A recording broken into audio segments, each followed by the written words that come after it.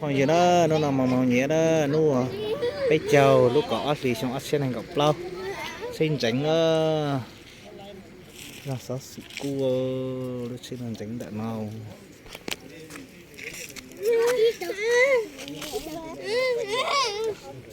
cái này rau nó mới không ảnh hưởng người đấy nó xuống rau thì không được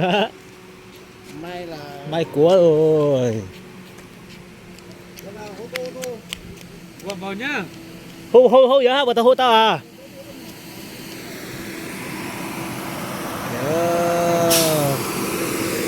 xin chính ta là nó cũng không hiểu chúng ta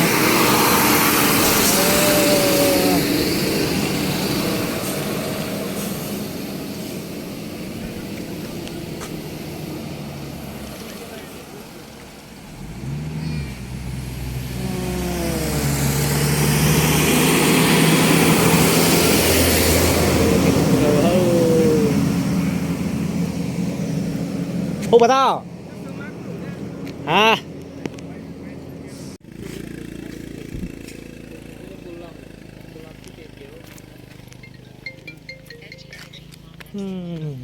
hiện là Alo.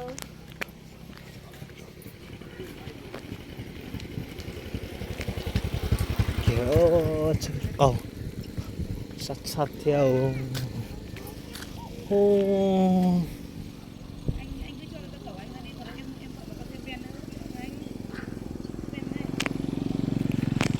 nên mình sát thì tiêu đó ha Ở cha, khách chỉ được hả? Khách chỉ đồng hết cha.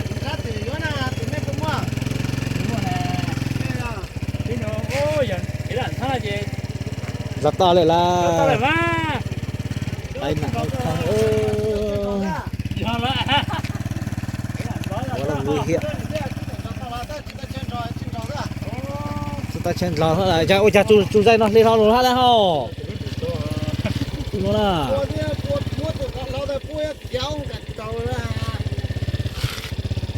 không chơi quá hả Giờ giảm rồi chết đâu cao vậy đấy. giờ giảm lên nó mà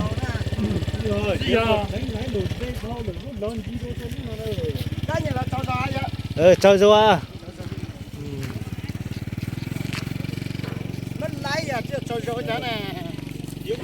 giờ mua đánh cua giờ chính rồi lúc đó có căn gì đâu sầu nó rồi. họ nó là họ Lúc đó có căn rồi. Nguy hiểm có từ may thiếu giờ muốn ra hả mà phải bị kia đây luôn sau thế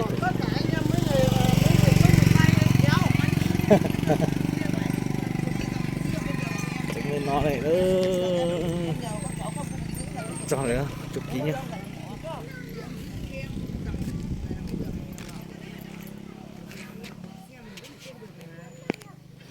chắc biết là sau lên nó để chụp phơi gì nữa bọn chị bắt chia sẻ cho cô đóติดตามชมกูเอ็มมาดูว่าฉันได้จะอีกจังพอยีนะชอบขาเชีย